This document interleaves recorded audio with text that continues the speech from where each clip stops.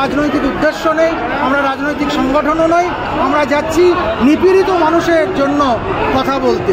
সেখানে যদি এরকম ব্যবহার হয় আর কিছু বলবার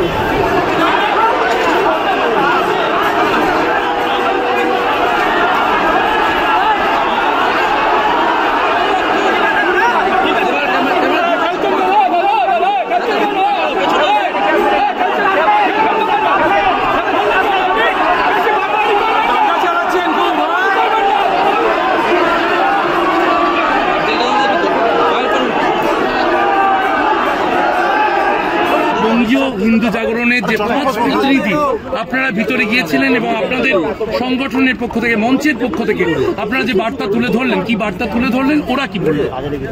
আমরা এটাই তুলে ধরলাম যে চিন্ময় কৃষ্ণ প্রভুকে নিঃশর্তে মুক্তি দিতে হবে।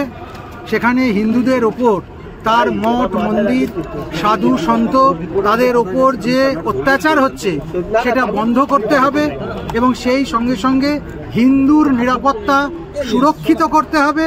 এবং ওখানে বিভিন্ন জঙ্গি সংগঠনের আধিকারিকগুলোকে যে ছেড়ে দেওয়া হয়েছে, যারা কেবলমাত্র বাংলাদেশের পক্ষে বিপজ্জনক তাই নয়, আমাদের ভারতবর্ষের জন্য বিপজ্জনক, তাদেরকে নিয়ন্ত্রণ করতে হবে। না হলে দীর্ঘদিন আমার মা ভাই বোনেরা, আত্মীয় স্বজনেরা, আমার হৃদয়ের টুকরোরা যদি বাংলাদেশ অত্যাচারিত হয়, তার প্রভাব কিন্তু ভারতবর্ষে পড়বে। ভারতবর্ষে যেসব বাংলাদেশিরা আসছে তাদের নিরাপত্তা কিন্তু বিঘ্নিত হবে এবং সেই বিষয়টা পুরো সারা পৃথিবীর মানবতাকে নাড়া দেবে।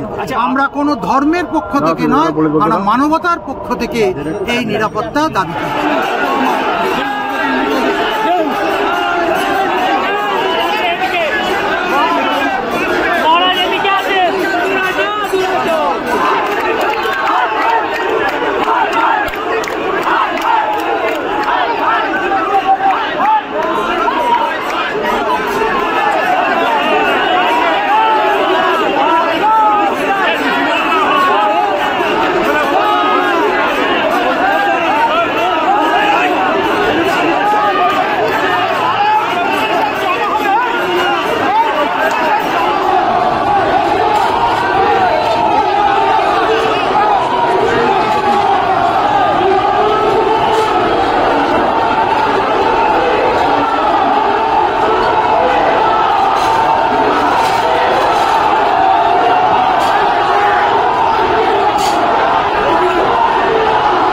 আমাদের ভিডিও ভালো লাগলে লাইক এবং শেয়ার করুন।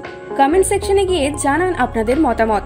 আরও ভিডিও পেতে আমাদের চ্যানেল সাবস্ক্রাইব করুন এবং প্রতি মুহূর্তে খবরের আপডেট পেতে প্রেস করুন বেল আইকন।